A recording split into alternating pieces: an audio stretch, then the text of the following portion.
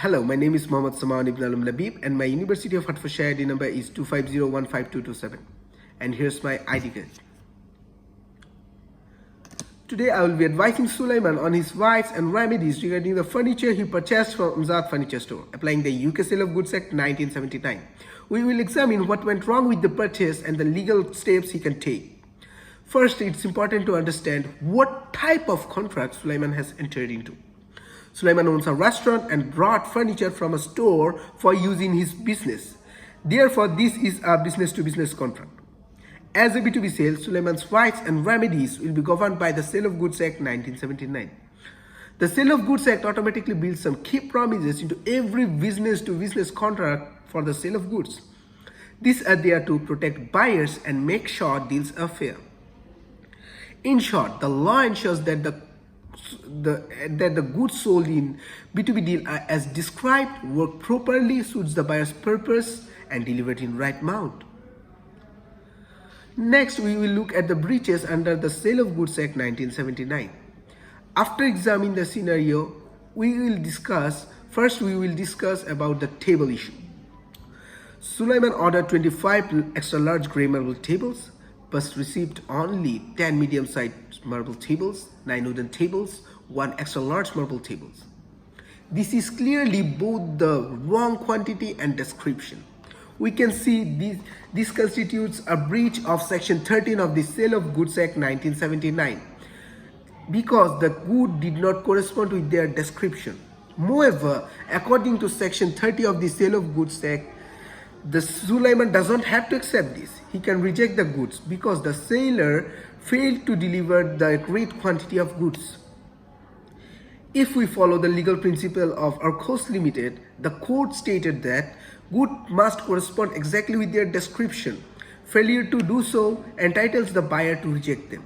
So here Sulaiman is fully within his rights to refuse the delivery and request the correct goods or refund.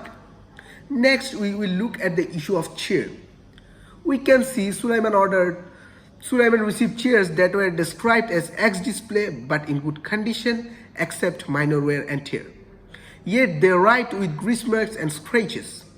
According to the Section 14 subsection 2 of the Sale of Goods Act, even though they were ex-display, the seller still had a duty to ensure the seller still had a duty to ensure that they were of satisfactory quality, which means they needed to be in a condition that a reasonable buyer would expect. This is supported by the legal principle of the case named Burley versus Whip, where the court confirmed that goods must meet the reasonable standard expected from their description. Also, if we see another case named Bernstein versus Pamson Motor, where the court found that goods must meet the standard of a reasonable person would expect. It may also claim that the grease mark and scratches do not go beyond the minor wear and tear. But as a restaurant owner, Sulaiman could reasonably accept the chairs to be clean and usable, even though they were ex-display, because grease marks and scrubs cannot be expected under such circumstances. Apart from the quality of the chair, Sulaiman also faced another issue. Sulaiman also asked whether the leather sofa would irritate customers with skin condition, and the seller assured that it would not. But later, the sofa caused an allergic reaction, and it clearly failed the fitness for purpose test under Section 14 subsection 3 of the Act, because Sulaiman relied on the seller's advice about the sofa. This principle was supported by the BSS Group PLC versus Makers case, which confirmed that sellers must ensure that the goods are suitable for the specific purpose that the buyer had explained.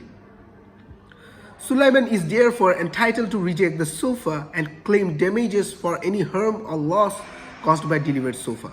This principle was highlighted in the case named Grant versus Australian Knitting Mills, where the buyer suffered skin irritation due to manufacturing fault.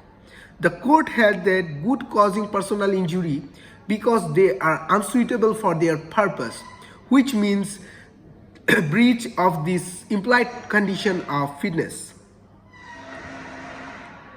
Having identified the key breaches, we can now consider the remedies that Sulaiman is entitled to under the Sale of Goods Act 1979.